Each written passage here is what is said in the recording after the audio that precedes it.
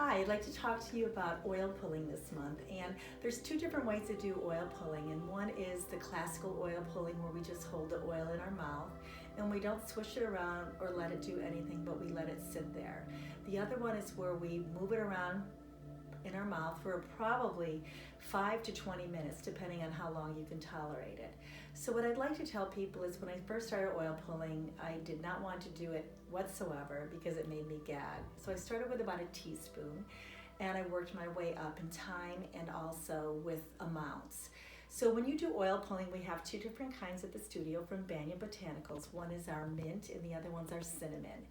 And they both are made with sesame and coconut oil. And I really love this product because they take such great herbs and attention to detail about what they put into it. The mint one has guduchi, fennel, amalaki, harataki, bibitaki, and it has the peppermint essential oils as well as spearmint. And they're both certified organic. And then there's some really fascinating herbs in the other one, but there's a lot of crazy words in there, so I'm going to leave that out for that one. But similar yet different.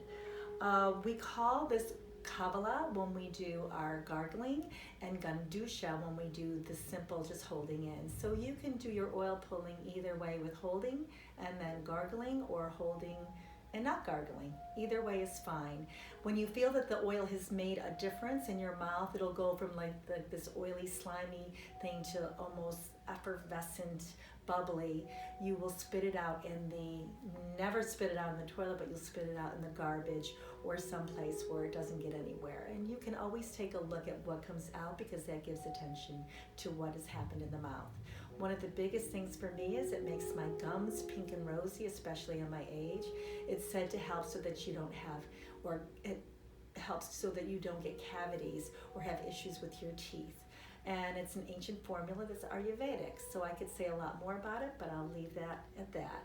Have a great day and swish away.